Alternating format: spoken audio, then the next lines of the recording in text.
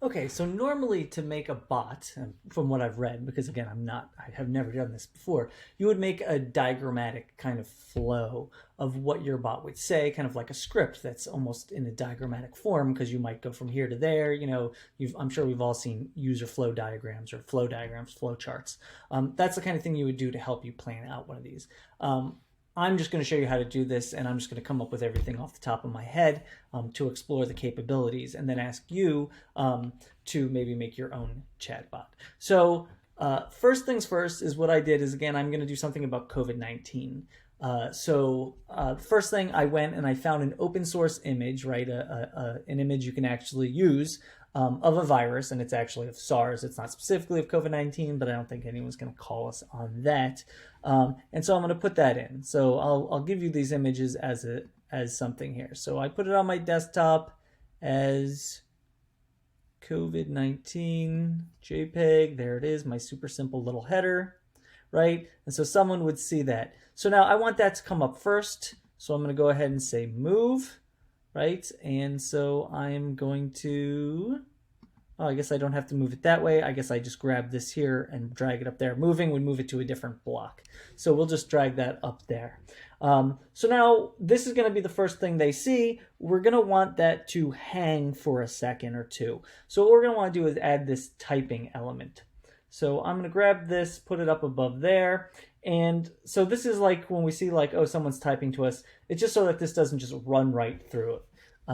So I'm going to let that stay up for maybe, I'm going to give it 1.5 seconds for them to see that, and then welcome them.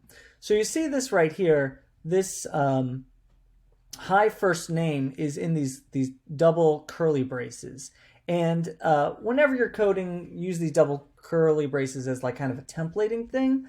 And these blocks utilize those same things. So I'm going to delete that, and I'm going to start typing the curly braces, and you'll see what comes up here, a choice of the curly braces. And what are these things? These will be variables that will be filled into the chat that you have available to you, because remember, this is hooked up to Facebook. This works 100% on Facebook, so we have access to any information Facebook has about them that we're allowed to have.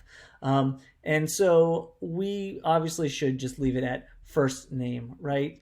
Hi, first name, and I'm going to change that to an exclamation point.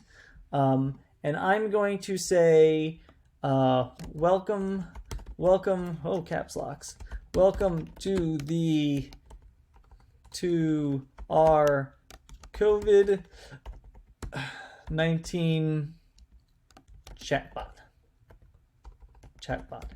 Be aware that this is a test for an emerging media class and not a medical chatbot. Please do not rely on it. Right? So first I want to let anyone know, because this isn't a real chatbot, if someone somehow accidentally got to this, I don't want them to think that this is a real chatbot. So I don't need them to do anything here. So this click me we don't need. So I'm going to go ahead and just trash that. Right? And so now let's just test out our bot to see how it works. Test our bot. Here it is. Click the button below to test our bot. Ooh, so here it is right there.